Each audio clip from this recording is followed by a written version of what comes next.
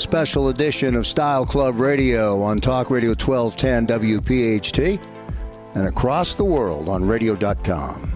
Welcome back, everybody. We are sitting in the Ocean Resort in Atlantic City at HQ2 Nightclub, and we are sitting with the Director of Nightlife and Day Life Operations, Manny Ferreros. And I'm a business card guy, Manny, and before we go a little deeper into the amazing things you have coming up this summer and in the future, your title is Director of Nightlife and Day Life Operations. So do you ever not work? Well, we can always introduce midlife. Oh, yes, midlife. Midlife crisis. In case anybody was wondering. Oh, midlife. That's a whole new crisis right there. So we have day life and nightlife. We're talking about HQ, but we also have an outdoor beautiful pool area. I mean, there's a ton going on, and I think Philadelphians and anyone in the area listening and people in Jersey want to know about it. So tell us a little bit about the nightlife here and about the Ocean Resort in general. Why here? Okay.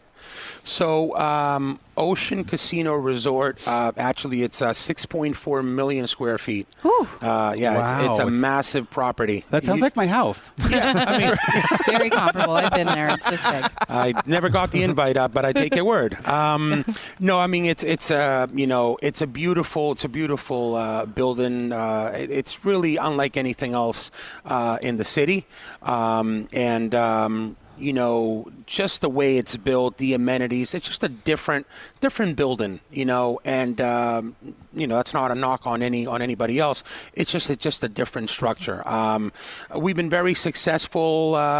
You guys know that typically during the winter it's very slow at the shore. Mm-hmm. That hasn't been the case. I think in Atlantic City overall, but for us, every weekend the property's sold out. We have 1,399 rooms. Oh my gosh! And wow. they're sold out every Friday and Saturday. This property sold out in the winter. In the winter, wow. And we have 12 empty floors that were never finished, that are in the process of getting worked on, and that'll bring the capacity as far as rooms to about 2,000 rooms. Oh my goodness.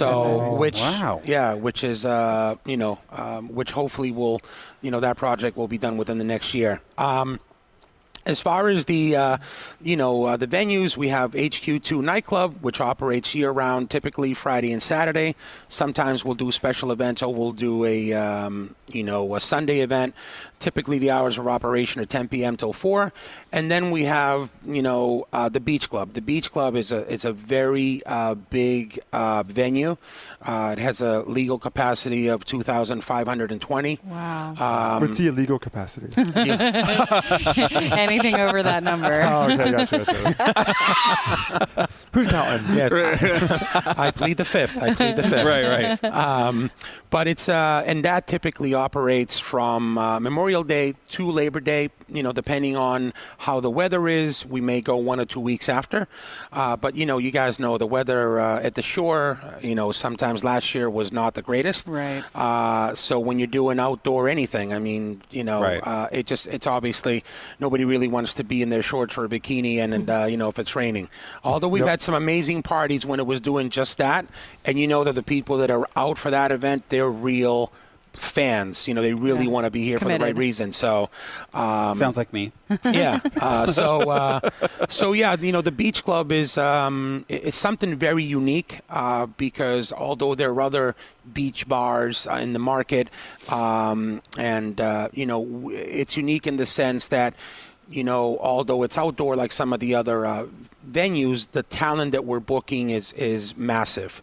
So, people specifically come, this whole culture of EDM and house and all of that, it's just ballooned. It's, I look at my roots, and we talked about this earlier when people used to go to clubs to kind of dance and just have a good time, where now it's a totally different beast. People come out for different reasons, but there's DJs now are making money that bands, and I'm talking about Right. You know, rock stars. rock Yeah. stars. Yeah. You know, you have DJs now doing stadium tours.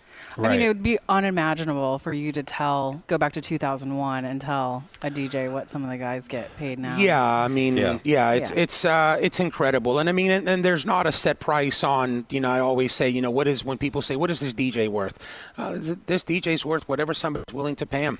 Yeah. You know, it's, I mean, in different markets demand different pricing. You know, there's sometimes there's a market that a DJ hasn't been to and they have an interest in playing in that market to grow their base.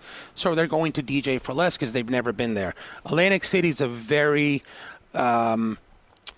competitive and brutal market. You know, you have casinos that are you know, kind of betting for the same talent, so you get into bidding wars, and agents basically just highest bidder. Yeah. So I try not to play those games. My thing is like, you know, I'm responsible. At the end of the day, you know, I have a responsibility to, you know, to operate, you know, with integrity and be ethical. And I've let shows go that like, hey, I would really like to do this, but it just doesn't make sense. And somebody else can overpay for talent. But it's tricky, you know, maneuvering through all of this and booking talent and staying relevant. You know, because you want to do all of those things, and it's challenging trying to do all of that and operating within your budget, you know, and those margins. And then what about like the up and coming like DJs? I mean, do you promote that? Do you? Sure. So you know, at heart, I'm a DJ. So I think that one of the things that, if I can say, that makes me unique, you know.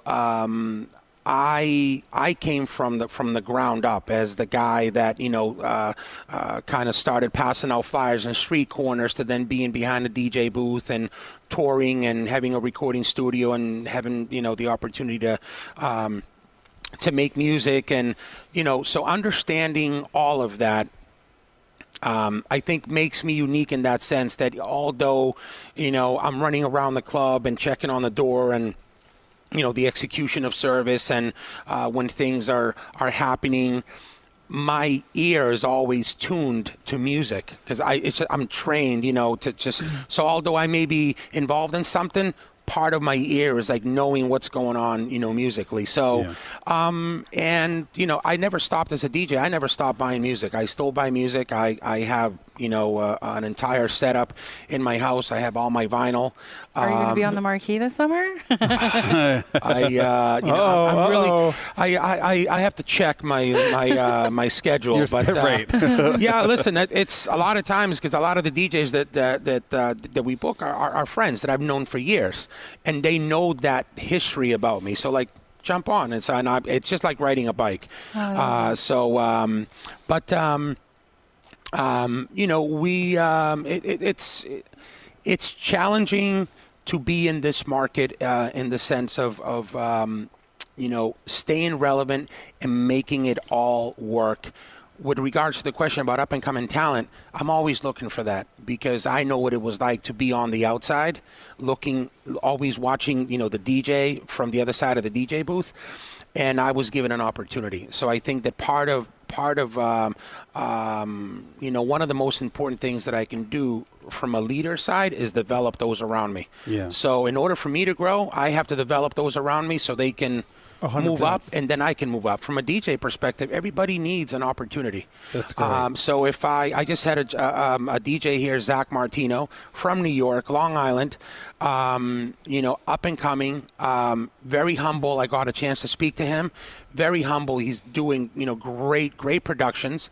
And I reached out to him. I said, I like what you're doing. You want to come and play? And he was ecstatic. And he did a fantastic job. So I'm definitely going to be having him back. This place is like an incredible platform. It's amazing here. It's such a great platform for these, like, you know, like either they're established DJs or up and coming. Like, yeah, you know, it gives you, you know, whether although both spectrums are separate, at the end of the day, the common denominator is the same, right?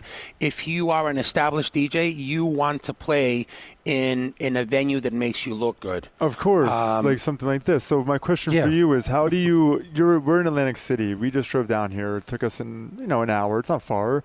But how do you appeal to the Philadelphia audience? Or, I mean, you're going to get the Jersey audience, I would think, easily. But how do you get people to come out of Philadelphia to come down here? Because for anyone that hasn't seen this place, you really are missing out. It's incredible. I think the key to success today, one of the keys, in my opinion, there's a lot that goes into making the stuff work, is diversity. It's, you have to talk to different audiences. It's kind of like, I don't want to just talk to one audience. It's almost kind of doing something for the masses, not the classes, right? I love that. Oh, good. I love that. Yeah. Confucius here at HQ. Yeah. Confucius. I gave him a call last night. He gave me Give you some good one-liners. I like so it. I think it's just about that, right? So we do, we'll do EDM, we'll do house, we'll do hip hop, we'll do live performances, we'll do celebrities, because it's like I said, it's a very competitive market, and you have to be able to talk to a lot of different people, and then from there you bring enough people here that you create a base. Then you earn their trust, hopefully by how their treatment is, not just at the door, how you service them, the whole experience, from the service piece to how you execute on your production and the shows. I mean, it's all, people have choices. They can go anywhere, not just here. Yeah, and look, for someone that's been to a ton of clubs, and I even worked in the door of a few clubs, I've never even knew that there was like such a passion for what you do. I really didn't. It kind of me is like, oh, give a place for people to go drink and have fun, and that's it. There's clearly a lot more that goes into that, and I think that speaks for just the magnitude of how incredible this place is. So much good. curation. So what are some of the things that you have lined up for this summer? Like, if you could pull 2 big acts that you'd like to plug, who would you like to there's speak some on? stuff that I can tell you about and some stuff that I can't, but it's massive. Okay, so start with the camp. The can't. Yeah. Well, I'm auditioning to be a go-go boy here. Yeah, instant hire. Instant. Give it to us fast, man. Yeah, Give it to us so fast. we have Armin van Buren, which is he was one of the top 5 DJs in the world on DJ Mag. He's going to be doing our opening on the Beach Club on Saturday, May 25th, I believe. We have Laid Back Luke. We just announced Carnage.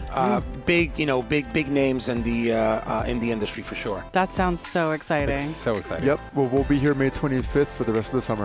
Yes. Right, we're never leaving. I'm we're living moving in. here. We're moving in. You're Yeah. going to see us all the time. This is Style Club Radio on Talk Radio 1210. WPHT. Back in a moment.